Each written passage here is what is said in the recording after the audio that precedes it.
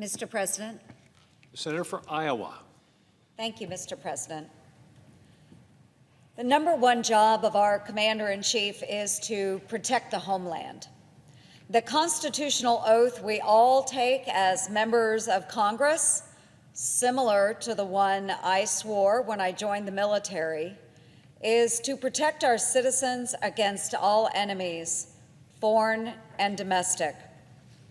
I want everyone in this chamber, the American people, our allies, and our adversaries, to all hear me today. Iran, the world's most deadly state sponsor of terrorism, announced its intentions to track, target, and kill American citizens here on our shores.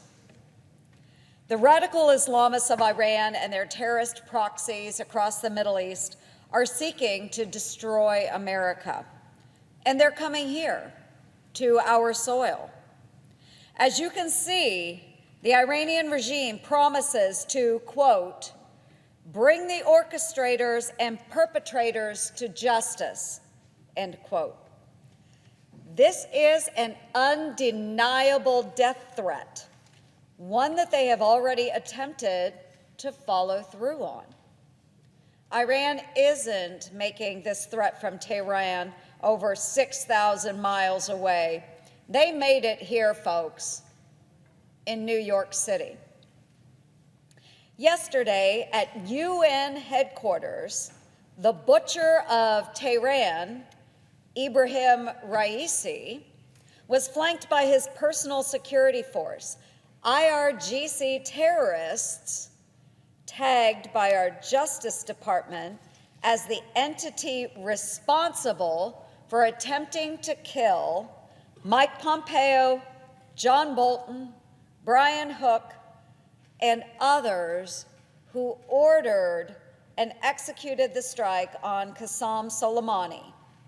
This president's obligation is to safeguard and protect the life, liberty, and prosperity of our people, and to deter, defeat, and when necessary, destroy our enemies.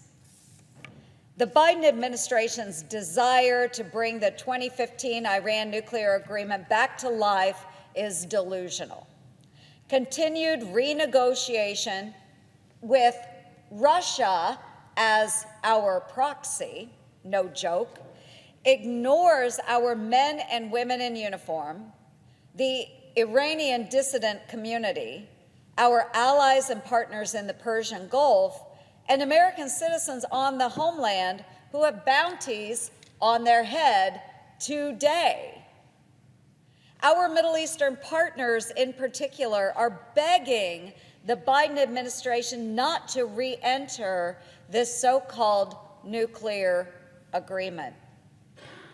They plead with us not to give Iran access to $1 trillion in capital by 2030. Don't fund their military support of Russia's aggression against Ukraine. And don't fund their acts of terrorism against our own people, they ask.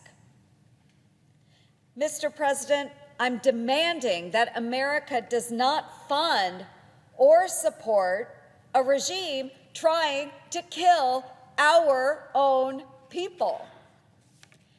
The president's ongoing negotiations pacify rather than hold Iran accountable for targeting American citizens. The Biden administration's foolish pursuit of peace through appeasement must be stopped, and we can start today. Yesterday, with 26 of my colleagues, I introduced the Punish Act, or Preventing Underhanded and Nefarious Iranian-Supported Homicides Act. My bill would enforce U.S. sanctions on Iran until the Secretary of State certifies to Congress that Iran has not supported any attempt or activity to kill a U.S. citizen, former or current U.S. official, or Iranian living within the United States. Specifically, it would codify the Trump administration's maximum pressure sanctions, as well as preserve sanctions put in place by the Obama and Carter administrations. It's hard to believe that after countless attacks on Americans and multiple confirmed plots against U.S. officials, the Biden administration continues with these negotiations.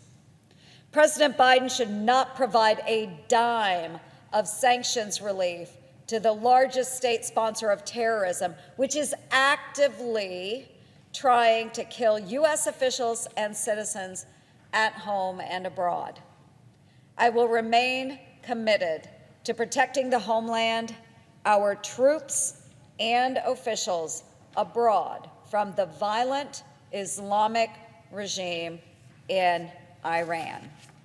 Mr. President, as if in legislative session, I ask unanimous consent that the Senate proceed to the immediate consideration of S-4924, which is at the desk.